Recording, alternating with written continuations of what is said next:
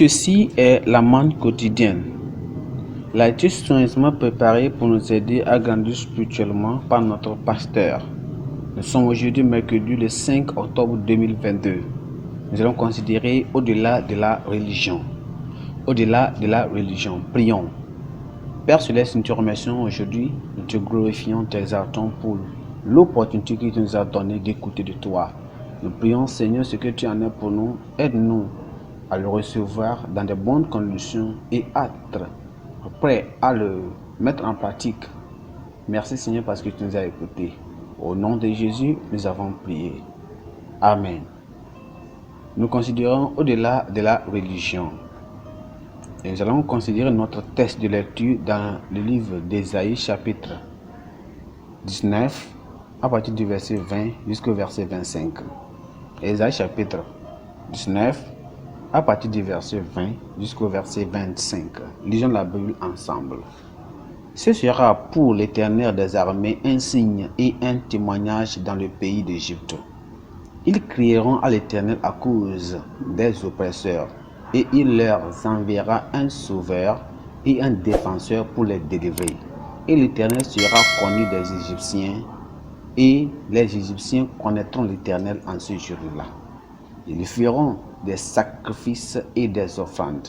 Ils feront des vœux à l'Éternel et les accompliront. Ainsi l'Éternel frappera les Égyptiens et il les frappera, mais il les guérira et ils se convertiront à l'Éternel qui les exaucera et les guérira. En ce même temps, il y aura une route d'Égypte en Assyrie. Les Assyriens iront en Égypte et les Égyptiens en Assyrie. Et les Égyptiens avec les Assyriens serviront l'Éternel. En ce même temps, Israël sera lui-même la troisième, uni à l'Égypte et à l'Assyrie. Et en ces pays seront l'objet d'une bénédiction.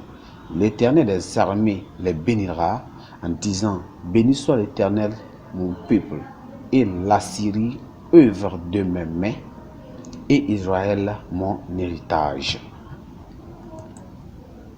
Souvenons-vous que nous considérons au-delà de la religion. Notre verset clé se trouve dans le verset 21 qui dit: et l'Éternel sera connu des Égyptiens, et les Égyptiens connaîtront que l'Éternel en ce jour-là. Ils feront des sacrifices et des offrandes. Ils feront des vœux à l'Éternel et ils les accompliront. Allons dans le message. En août 1947, 300 ans après que les Britanniques eurent finalement quitté l'Inde, le sous-continent a été divisé en deux États-nations indépendants. Immédiatement a commencé l'une des plus grandes migrations de l'histoire de l'humanité, alors que des millions de musulmans se rendaient au Pakistan occidental et oriental, tandis que des millions de hindous et de sikhs se dirigeaient dans la direction opposée après une terrifiante explosion de violence sectaire parmi des communautés qui coexistaient depuis environ un millénaire. Plusieurs centaines de milliers de personnes n'y ont point survécu. Ésaïe le prophète, par l'Esprit de Dieu, pouvait voir une future unité entre les gens de différentes confessions qui sont actuellement opposés les unes contre les autres. Bien que la réconciliation des foi et des croyances soit actuellement impossible et impensable, Dieu a révélé à Ésaïe qu'il y aura un jugement sévère des nations pendant la grande tribulation.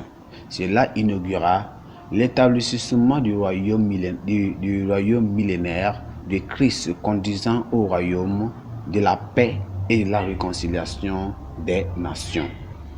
Le fanatisme religieux et le sectarisme sont pires que le racisme. Les guerres les plus sanglantes de notre histoire ont été celles qui ont opposé les nations de ces croyances religieuses différentes. La religion aveugle les yeux des fanatiques et tournent leurs esprits contre leurs propres frères et sœurs. Mais l'amour du Christ finira par vaincre toutes les religions du monde et rassembler toutes les nations, de sorte qu'il n'y aura un seul troupeau et un seul berger sous un seul Dieu, le Créateur de l'univers. Pendant que nous tous, où nous prêchons l'évangile et propageons le royaume de Dieu, nous avons besoin de sagesse pour approcher les gens d'autres religions. Nous devons comprendre que notre but n'est pas de triompher dans un débat, mais de gagner une âme à Christ. Plus encore, nous savons que c'est tellement important d'aller et prêcher la parole de Dieu à tout le monde entier. La religion ne sauve pas, mais c'est Christ. Nous devons aller prêcher la parole de Dieu. N'est pas à présenter notre Église à ces personnes, mais de présenter Christ à eux. C'est le mandat que Dieu nous donne aujourd'hui d'aller et prêcher et de faire de toutes les nations ses disciples. Et en allant, nous n'allons pas présenter nous-mêmes, on ne va pas se parler de nous-mêmes, mais on va parler de Christ et présenter Christ. C'est la seule demande que Dieu nous dit de faire, et c'est tout qui va donner la gloire à notre Dieu. Et quand le faisons, Dieu sera si content de nous et devant la grâce de le faire. Merci. Nous allons prier. Père, nous te remercions, nous te glorifions encore aujourd'hui pour nous avoir donné encore cette opportunité d'écouter ta parole. Nous prions que le Seigneur aide-nous à le faire, à cette grande convocation, à cette grande ministère que tu nous as donné, responsabilité que tu nous as donnée. Aide-nous à la faire et à la fin, par la glorieuse bénédiction, nous serons accordés. Merci Seigneur parce que tu nous as exaucés. Au nom de Jésus, nous avons prié. Notre pensée du jour est: la religion ne sauve pas, seul Christ peut le faire. La religion ne sauve pas, seul Christ peut le faire. Lecture de la Bible, c'est dans le livre de Jacques chapitre 1 jusqu'au chapitre 5. Merci, que Dieu bénisse.